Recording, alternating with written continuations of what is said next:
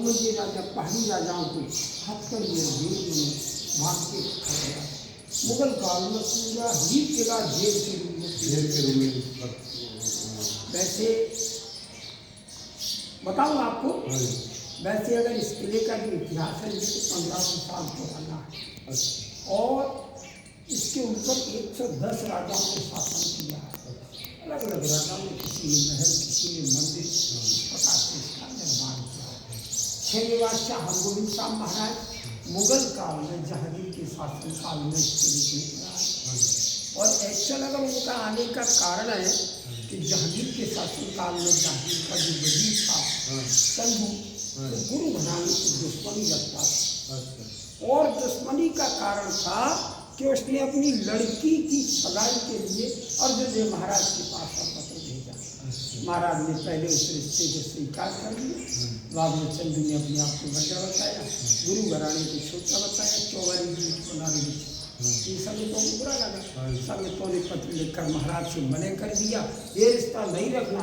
तब उसको दुश्मनी रखने और उस दुश्मनी के कारण ही अर्जुन देव महाराज को लाहौर में शहीद करवाया। उसके बाद हरगोबिंद शाह को कष्ट देने की स्कीम बना। उसने जागीर से झूठी फरियाद की कि तुम बीमार रहती हो, 7.5 लगा है, 40 दिन के तप के लिए हरगोबिंद शाह को ग्वालियर भेजा। तो ये तो एक बहाना गौर है।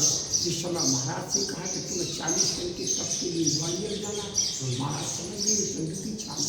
महाराज तैयार हो गए और महाराज के साथ महाराज की तो माई निराली थी। पंज प्याले पंज पीर छठम पीर बैठा गुरबाही, अर्जुन काया पलट के मूरत हरगोबिंद समाही। तो 5 संतों को लेकर के महाराज किले के ऊपर पधारे। भाई जेठा जी, भाई चढ़ा जी, भाई दीदी चंद, भाई नगाह जी, भाई गट्टू जी, 5 संतों को लेकर के महाराज ग्वालियर किले में आए। यहाँ कर देखा या भेजने का ये कारण था, यहाँ का जो किलेदार था हरदास, तो चंदू का रिश्तेदार होने की वजह से और हरगोबिंद साहब को कष्ट मिलेगा, लेकिन ये उल्टा होगा। महाराज पधारे, हरदास महाराज के चरणों में पड़ा। इसमें महाराज जी पर आए, इन खम्भों से बमनजी राजा हथकड़ी और बेड़ियों के बीच में बंधे हुए। गुरु महाराज को देख करके राजा हो पड़े। महाराज ने श्री राजाओं को भीड़ बनाए कि मैं इसके नीचे जाऊँगा, आप लोगों को ब्याह कराते हैं। जहांगीर ने जो आने का प्रबंध किया गुरु महाराज को स्वीकार नहीं किया। उन्होंने बमनजी राजाओं की तरफ करवा दिया और जो संत आए थे वो नीचे जाकर कृषि कमाए, मेहनत से युवा ने कमा के लाते, उसी अन्न की रोटी को महाराज ग्रहण करते। महाराज इस किले के अंदर 2 साल 3 महीने रहे और जहाँ गुरुद्वारा साहब बने और बैठ के महाराज ने तप किया। इधर आकर के राजाओं को उपदेश और शिक्षाएँ दी।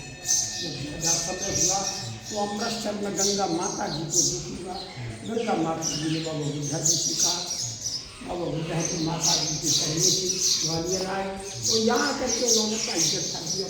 से कहा कि कुछ शक्ति दिखा करके यहाँ से हरगोबिंद साहब को ले जाया जाए, लेकिन सिख धर्म में शक्ति का प्रदर्शन करना गुरु का हुक्म नहीं था। फिर भी उन दोनों संतों ने माता जी की आज्ञा होने की वजह से जहांगीर को सपना दिया।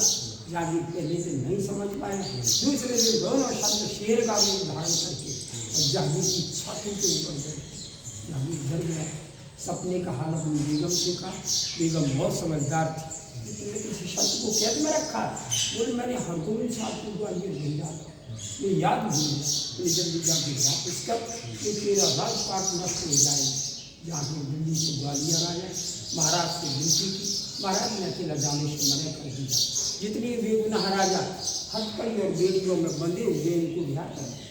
तो जहांगीर ने एक शर्त रखी कि महाराज आपका पल्ला पकड़ के जितने भी बंदे एक साथ, जो अभी आप गेट देख के आए हैं, जितने भी बंदे पल्ला पकड़ के उस गेट से निकल सकते उनको मैं रिहा कर सकता हूँ। ये शर्त इसलिए रखी कि राजपूत राजा पल्ला नहीं पकड़ेंगे और महाराज का वचन भी पूरा हो जाएगा। क्योंकि राजाओं को मालूम का साक्षात गुरु है, गुरु का पल्ला पकड़ेंगे तो इस किले से तो क्या संसार सागर से पार हो जाएगा। महाराज ने रातों रात बमंजा कली का चोला पहना, इसमें मामल लड़ी थी और एक एक बंदे को पकड़ा करके उसी गेट से लेके नीचे उतरे जमीन से दाता बंदी छोड़ के नाम से सारी संगतों में जोड़ा।